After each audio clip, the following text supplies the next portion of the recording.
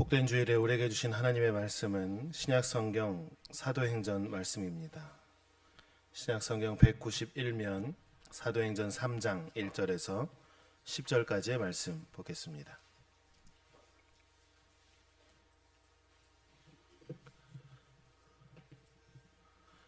하나님 말씀 받을 때 한 절씩 교독하며 하나님 말씀을 받습니다. 제9시 기도 시간에 베드로와 요한이 성전에 올라갈새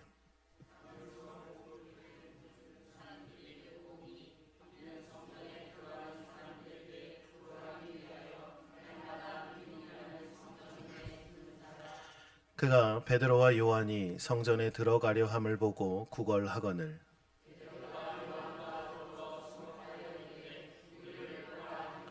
그가 그들에게서 무엇을 얻을까 하여 바라보거늘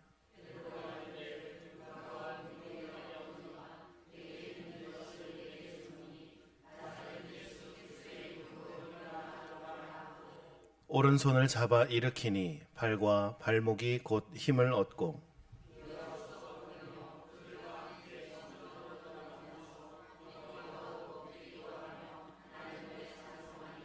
모든 백성이 그 걷는 것과 하나님을 찬송함을 보고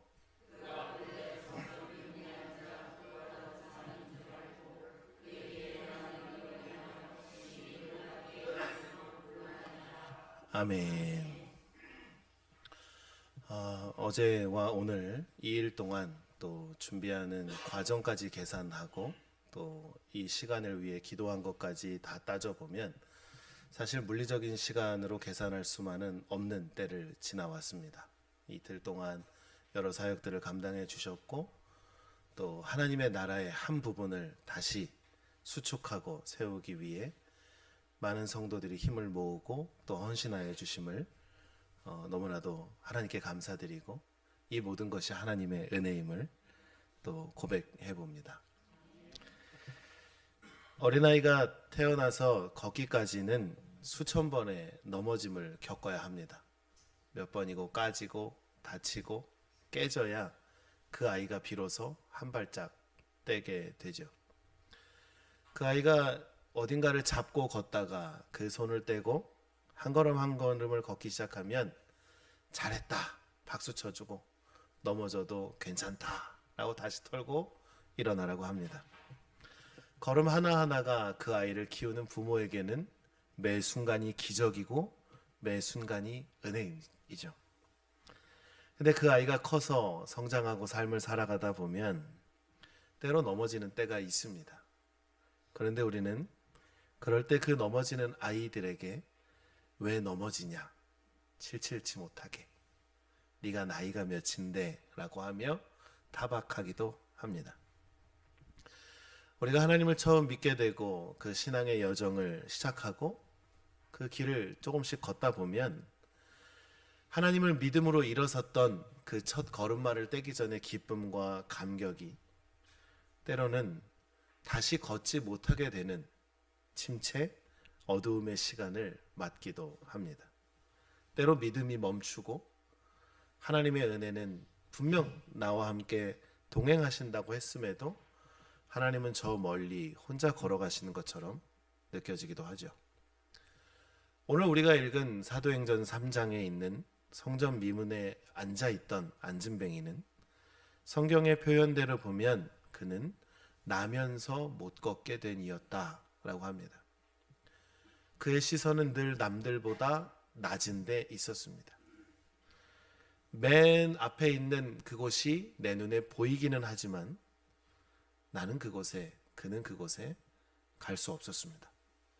귀로는 들렸습니다. 하지만 그는 그저 바라볼 수밖에 없었습니다. 우리의 삶은 혹시 이런 때를 지나고 있지 않는가를 묵상을 해봅니다. 저 멀리 보이는 은혜와 기쁨과 감격의 모든 순간, 그 자리들이 지금의 나로서는 그냥 바라볼 수밖에 없는 겁니다. 나도 그 자리에 있고 싶은데 나는 걸을 수 없어서 그냥 그 소리를 듣고 그 자리를 바라볼 수밖에 없는 보이지 않는 신앙의 벽 가운데 우리의 삶이 가로막힐 때도 있습니다. 저는 길지 않은 삶을 살았지만 제 신앙의 여정을 돌아보면 저도 그런 시간이 참 많았던 것 같습니다. 때로 누군가를 부러워하기도 했습니다. 요즘 하는 SNS를 이렇게 하다 보면 많은 동료 목회자들이 교회에서 뭘 했다, 하나님의 은혜다 라고 올라오는 글들을 보면 시기심에 불타올랐습니다. 죄송하지만 배기 싫었고, 이게 하나님의 은혜라고 쓰는 그의 글에 저는 참 그랬습니다. 더군다나 우리 교회가 지난 월요일부터 다니엘 기도회를 이제 저녁마다 하고 있는데, 매 저녁마다 나와서 간증하는 간증자들의 말을 들으면 그들이 그렇게 그 자리에 서기까지의 간증은 저에게도 이런 질문을 던집니다. 나도 저렇게 될 수 있나? 나도 저 사람들처럼 망해본 역사는 있는데 성공한 역사가 될까? 내가 하나님의 사역을 감당한다고 주님 앞에 무릎을 꿇었지만 나도 그 길을 끝까지 갈 수 있을까라는 생각을 참 많이 했습니다. 어쩌면 저도 성전 미문에 앉아있던 그와 같았습니다. 그런데 오늘 우리가 읽은 본문은 하나님은 이렇게 말씀하십니다. 그가 일어나 뛰며 하나님을 찬미하더라. 아멘. 이 짧은 한 문장에 복음의 능력이 담겨 있음을 발견하게 됩니다. 베드로와 요한이 성전으로 올라가는 길, 늘 기도했던 그 시간에 맞추어서 성전에 나아갈 때, 어쩌면 예전에도 기도하러 올라갔을 때 그 안진뱅이는 거기에 앉아 있었을 겁니다. 근데 오늘따라 그에게 시선이 향합니다. 성전 미문에 앉아 사람들의 도움을 바라보며 살던 그를 만납니다. 안진뱅이의 시선은 늘 사람들의 손에 있었습니다. 나에게 빵 한 조각을 가져오나? 그가 주머니에 손이라도 넣으면 나에게 동전이라도 하나 꺼내주나? 늘 그의 시선은 거기에 있었습니다. 부끄러운 이야기지만 저도 그랬던 적이 있습니다. 어려운 시골교회, 재정적으로 부족한 시골교회에서 사역할 때 누군가 갑자기 저에게 전화라도 하면 야, 주님, 이 사람을 통해 뭘 주시려고 하는 안진뱅이의 마음이 있었습니다. 근데 그들이라고 하면은 죄송하지만 그 전화 속에 아무런 보내심이 없을 때는 좌절하고 또 다음 전화를 기다리기도 해봅니다. 이 안진뱅이는 시선은 사람들의 손에, 귀는 사람들의 찬양에 있었습니다. 몸은 성전 가까이에 있었습니다. 그러나 그의 영혼은 여전히 문 밖에 머물 수밖에 없습니다. 어쩌면 그의 인생의 위기는 나면서부터 걷지 못했던 그 신체적인 육체의 불편함이 아니라 더 깊은 절망 속에 있었을 것 같습니다. 오늘은 뭐 먹고 사나? 에휴, 나는 뭐 별 수 없지 하는 체념이 그를 감싸고 있었던 것 같습니다. 그런데 그날 그가 만난 사람은 동전을 주는 사람이 아니라 복음을 전하는 사람을 만났다라는 것입니다. 은과 금은 내게 없거니와 내게 있는 것을 내게 주노니 곧 나사렛 예수 그리스도의 이름으로 걸으라. 그 한마디가 그의 인생을 바꾸게 되었습니다. 어쩌면 그가 원한 건 오늘 하루를 버틸, 내 지금 한 끼니를 때울 수 있는 은과 금, 동전 빵 조각이었겠지만 하나님은 그에게 하루의 해결이 아니라 영원의 회복을 허락하여 주셨다라는 것입니다. 사랑하는 성도 여러분, 하나님은 우리의 삶을 채우시기보다 우리의 영혼을 살리는 분임을 믿으시길 주님의 이름으로 축원합니다. 하나님은 그에게 동전이 아니라 생명을 주셨습니다. 다리를 고치신 것이 아니라 그의 영혼을 일으키셨습니다. 예배를 구경하는 자에서 예배자가 되게 하셨습니다. 절망에 앉아있던 자리에서 찬송의 그 자리로 그를 일으켜 세우셨습니다. 성전 문 앞에서 구걸하던 자가 이제는 성전 안으로 들어갑니다. 하나님을 찬송하는 사람으로 변화된 것이 바로 오늘의 선포되어지는 복음의 능력인 줄 믿습니다. 하나님은 우리의 오늘의 그 갈급함을 채우시는 분이 아닌 우리의 갈급한 영혼을 되살리시는 분임을 믿습니다. 어쩌면 우리도 성전 미문 앞에 앉아 있었던 자들이었습니다. 내가 모태신앙이었다 할지라도, 내가 하나님을 믿은 지 얼마 되지 않았다 할지라도, 내가 진정 전적으로 하나님을 믿기 전에 우리 모두는 다 성전 미문에 앉아 있었습니다. 믿음의 문턱 앞에서 망설여야 했습니다. 또 말씀의 능력을 바라보았지만 그 말씀의 능력이 내 삶으로 스스로 일어설 수는 없었던 사람들이었습니다. 때로 우리는 하나님의 부르심 앞에, 명령 앞에 최선과 차선의 그 사이에서 머뭇머뭇하고 고민했습니다. 그런데 주님은 오늘 우리에게 말씀하십니다. 일어나라. 그리고 걸으라. 그 명령은 능력, 그 선포입니다. 우리의 다리를 움직이게 하는 것은 신체적인 근육의 뼈의 힘이 아니라 예수 그리스도 그 이름의 권세임을 믿습니다. 세례 요한의 제자들은 예수님께 물었습니다. 오실 그 이가 당신입니까? 마태복음에 그렇게 물었습니다. 그들은 그의 스승인 요한이 옥에 갇혔을 때 확신이 없습니다. 그의 스승인 요한이 죽었을 때 그들은 아마 절망이었을 겁니다.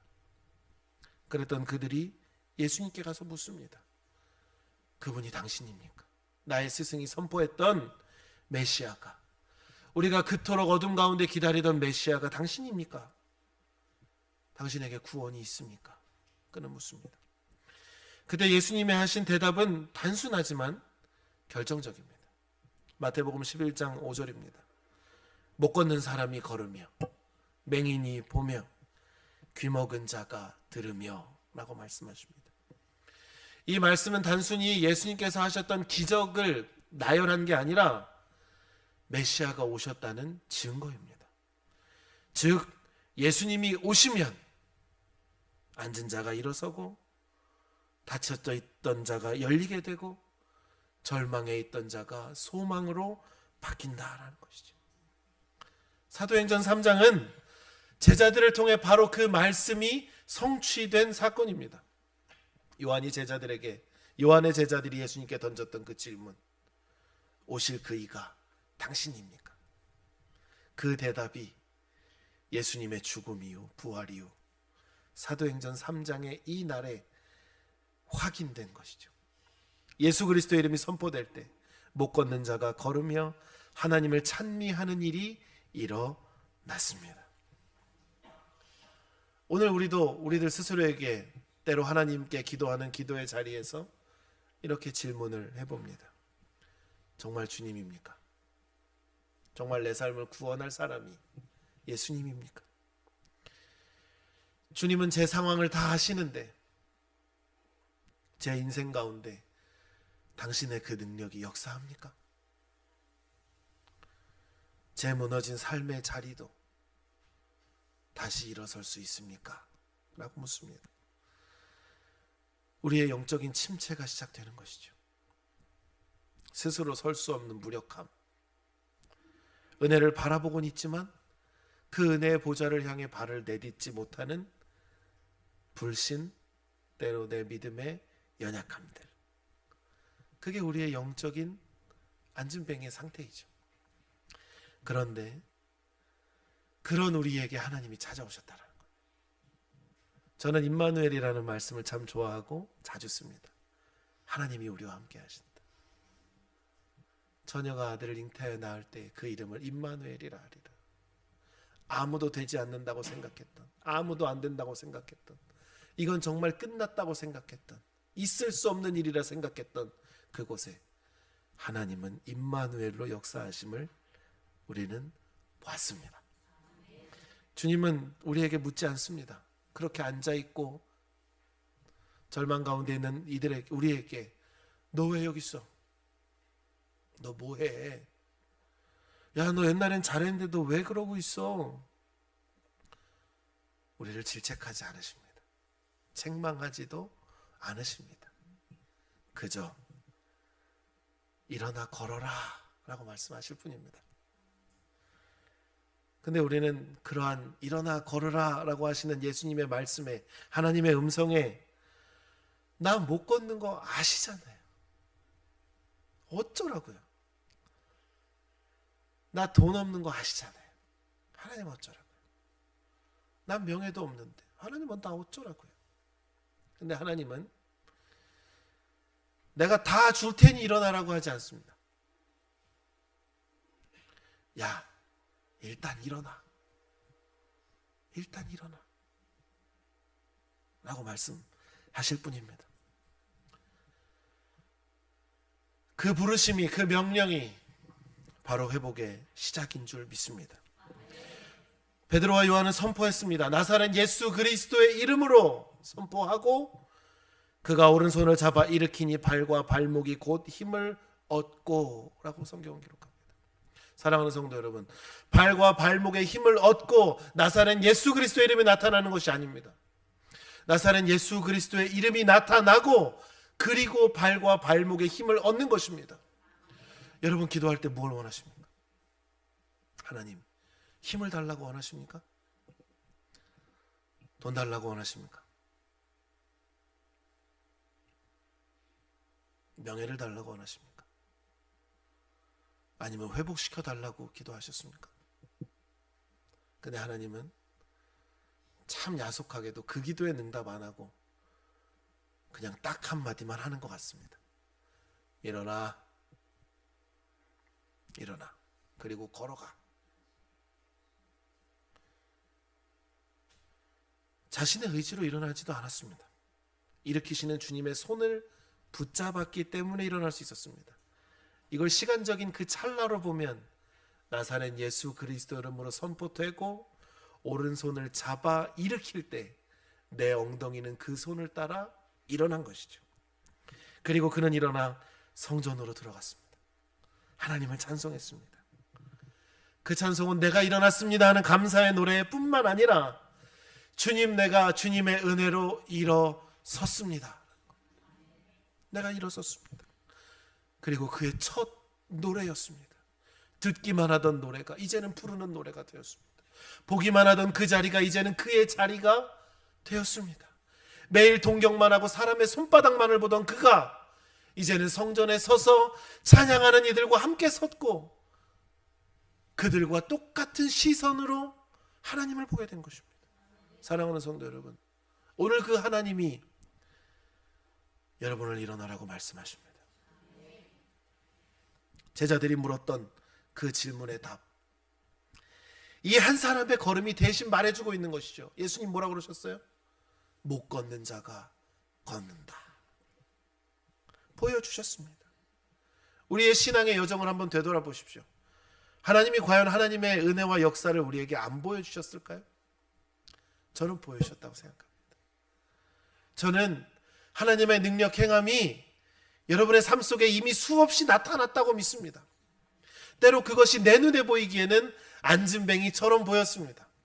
내 눈에 보이기에는 앞을 보지 못하는 자처럼 느껴졌습니다. 듣지 못하는 자처럼 느껴졌습니다. 근데 그때도 하나님은 나를 찾아오셨고 나에게 말씀하셨습니다. 일어나라. 가자. 나의 사랑하는 자여 일어나 나와 함께 가자라고 말씀하셨습니다. 죽은 것 같은 소녀에게 달리다 굼 하셨습니다. 죽어 썩어 냄새나던 나사로를 향해 나사로야 이리 와라 라고 말씀하셨습니다. 그 하나님의 음성이 오늘 여러분의 영혼에 울리기를 주님의 이름으로 간절히 소망합니다. 오늘 우리도 그 은혜 현장에 서 있습니다. 주님은 여전히 우리를 일으켜 주실 것도 믿습니다. 절망에 앉아있는 사람, 상처가 곰띠 골마서 뭔가를 할 수 없는 사람, 나는 안 된다 라고 말했던 우리를 하나님은 일으키십니다. 하나님이 직접 와서 일으키실 때도 있고 또 누구를 보내서 일으키실 때도 있습니다. 어제 선교 사역을 이렇게 진행하면서 잠시 이전호 목사님과 대화를 한 적이 있습니다. 여러저러 이야기를 하다가 이런 이야기를 했습니다. 모세가 소명이 있었을까? 모세가 하나님의 일을 하고 싶었을까? 물론 하나님의 은혜의 역사 가운데 있었지만 그 강에서 건짐을 받았고 하나님의 은혜로 그 어머니의 젖을 먹고 자랐고, 그러나 그가 살인을 하게 되고 광야로 도망치고 하나님을 다시 만났을 때 모세는 소명이 있었을까? 저는 없었다고 생각합니다. 모세는 하나님의 부르심에도 저는 말을 못해요. 하나님 가면 나 뭐라고 해요? 끝까지 그는 버텼던 것 같습니다. 근데 하나님은 모세를 쓰셨습니다. 여러분 혹시 내가 이 선교 사역을 감당하면서 나는 소명이 없다라고 생각해 보신 적 있습니까? 그냥 교회가 하는 거니까 하는 거지라는 생각 해보셨습니까? 근데도 하나님이 쓰시겠다고 하면 그것은 하나님의 역사가 되는 겁니다. 사랑하는 성도 여러분, 하나님이 여러분에게 일어나라 말씀하실 때에 우리는 하나님의 부르심으로 일어날 수 있습니다. 그 손을 붙잡을 때 우리는 앉은 자에서 걷는 자가 됩니다. 구경꾼에서 찬양하는 자가 됩니다. 이번 주 어제 오늘 귀한 하나님의 보내심으로 동수원 장로교회 모든 성도님들께서 우리 노국교회를 섬겨주셨고 일으켜 세워주셨습니다. 그 손길이 베드로와 요한의 손길이었다라고 저는 생각합니다. 그리고 그렇게 기도했습니다. 그런데 베드로와 요한도 그들이 늘 신실했던 건 아닙니다. 예수님이 돌아가셨을 때 그들도 두려워서 도망갔습니다. 자기 살 길을 찾아갔지만 다시 하나님의 부르심에, 예수님의 부르심에 그들이 나왔습니다. 기도했고 성령으로 충만했고 그리고 그 능력 행함이 그들을 통로로 나타났습니다. 저는 그 통로가 우리 동수원교회 성도님인 걸로 믿습니다. 그 통로가 막히지 않으시기를 또한 주님의 이름으로 축원합니다. 분명 누군가에 의해 예수 그리스도의 이름으로 일으킴을 받은 분들이다라는 겁니다. 그리고 그 일어섬으로 다른 누군가를 일으키는 사역을 감당해 주셨습니다. 어쩌면 하나님의 은혜가 당연하고 다른 누군가가 보기에는 참 운이 좋을 수도 있지만 우리는 그 자리에서 일어섭니다. 하나님은 부르신 자를 통해 누군가를 부르게 하시고 일으킨 자를 통해 누군가를 일으키십니다. 그리고 그 손을 통해, 일어선 우리의 손을 통해 또 다른 영혼을 일으키심을 믿습니다. 노국교회 성도 여러분, 우린 일어섰습니다. 여러분 그때 그 제 취임사를 기억하십니까? 우리에겐 비전이 있습니다. 그 비전은 내가 보고 싶어 만들어내는 허상이 아닙니다. 그 비전은 하나님이 보여주셔야 볼 수 있는 겁니다. 근데요, 하나님은 늘 우리에게 보여주시거든요. 그것을 볼 수 있는 방법은 아주 간단합니다. 눈을 뜨고 고개를 하나님께로 향하면 되는 겁니다. 우리의 시선이 그렇게 향하게 될 줄 믿습니다. 그리고 우리가 하나님을 보게 될 때 하나님은 또 하나님이 바라보시는 그곳으로 우리의 시선을 돌리실 겁니다. 그게 또 연약한 자리이든지 복음의 선포가 필요한 곳이든지 하나님은 또 우리 노국교회 성도들을 보내실 것을 믿습니다.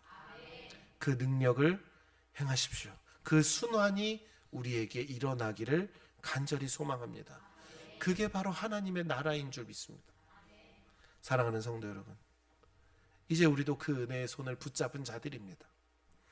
다른 일을 일으키는 사람이 되어야겠습니다. 주님께 일으킴을 받은 자는 다른 사람을 일으키는 은혜의 통로로 부름받고 보내심을 받습니다. 때로 우리의 삶은 지난 날은 발버둥 칠 수밖에 없었습니다. 땅을 칠 수밖에 없었습니다. 저기 보여도 갈 수 없었고, 가고 싶어도 안 됐고, 누가 나를 좀 끌어줬으면 좋겠는데 같이 가자고 하는 사람도 없고, 그냥 바라보고 있었습니다.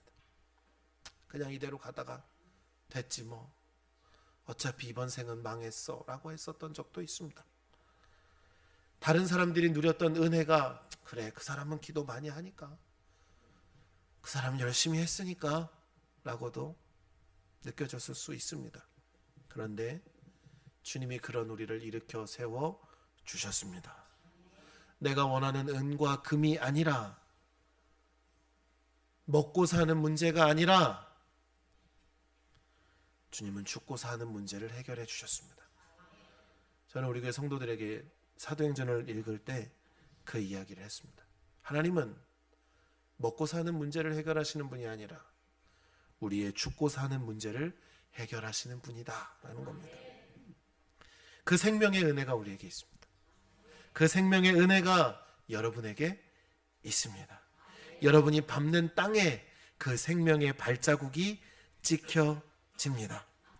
하나님은 내가 바라는 하루 문제의 해결책이 아니라, 지금 내가 뛰어넘어야 하는 작은 허들의 문제가 아니라, 이것을 아예 뚫고 지나갈 수 있는, 내 영혼을 다시 살리시는 영원한 생명을 우리에게 주셨습니다.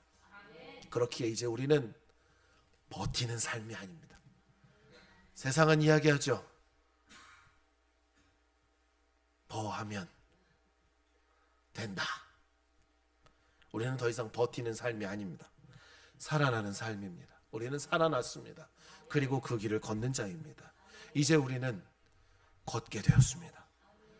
여러분의 발걸음은 어디로 향하시겠습니까? 믿음으로 한 걸음 한 걸음 내디딜 때 주님이 나를 붙드시고 찬양의 자리가 우리의 발걸음이 될 줄 믿습니다. 일어났음에도 아직도 성전 미문에 서 있으시겠습니까? 일어났음에도 다시 쭈그려 앉으시겠습니까? 성전에서 하나님을 찬양하는 자 되시길 바랍니다. 누군가를 다시 일으키는 사람으로 나아가시기를 소망합니다. 누군가는 믿은 지 얼마 안 돼서 저는 잘 모르는데요. 그게 문제가 아닙니다. 어제 믿었건, 혹 누군가는 오늘의 예배 가운데 믿었건, 하나님의 능력은 그때도 충만이고 지금도 충만입니다. 그리스도의 손이 내게 닿았던 것처럼, 예수님의 음성이 내 귀에 들렸던 것처럼, 이제 우리의 목소리가, 우리의 손이 다른 이에게로 향하기를 소망합니다. 이 땅엔 여전히 성전 미문에 앉아있는 사람들이 많이 있습니다. 소망을 잃어버렸습니다. 은과 금덩어리만 바라보고 사는 사람들이 많이 있습니다. 그들에게 필요한 건 내 주머니의 동전이 아닙니다. 내가 알고 있는 예수 그리스도입니다. 이제 여러분도 베드로와 요한처럼 외칠 수 있기를 바랍니다. 은과 금은 내게 없습니다. 하지만 나는 예수 그리스도의 이름을 알고 있습니다. 나에게는 예수 그리스도의 능력이 있습니다. 그 능력으로 당신에게 선포합니다. 일어나십시오. 사도행전은 단지 기적의 책이 아닙니다. 일으켜 세우신 이들의 이야기입니다. 딴 길로 걸어가던 자들을 하나님의 길로 인도한 자들의 이야기입니다. 그리고 주님은 오늘도 그 이야기를 여러분의 손과 발을 통해 이어가시기를 원하십니다. 사랑하는 성도 여러분, 이제 세상으로 나아가십시오. 예수 그리스도 이름으로 선포하고 그 손을 잡아 일으키십시오. 주님의 손이 여러분의 손끝에서 다시 역사하실 것입니다. 하나님은 우리의 먹고 사는 문제를 해결하시지 않는다. 하나님은 나의 죽고 사는 문제를 해결하신다. 그러나 그 문제는 예수님의 죽음과 부활로 이미 해결되었다. 그 믿음이 여러분의 입술에서 떠나지 않으시기를 소망합니다. 본문의 주인공은 태어나면서부터 걸을 수 없었습니다. 한 번도 잘한다 잘한다 그 걸음마에 응원 받아보지 못했던 사람이었습니다. 우리도 때로 넘어졌던 사람들입니다.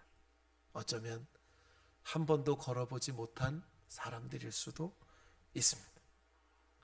그런데 하나님이 여러분의 오른손을 잡으십니다. 가자. 가자. 이제 나아가십시오. 예수 그리스도의 이름으로 쓰러진 사람을 일으키는 게 아니라 쓰러진 영혼을 일으키는 삶을 살아가십시오. 거기가 부르심의 자리입니다. 거기가 복음의 능력임을 믿습니다. 기도하겠습니다.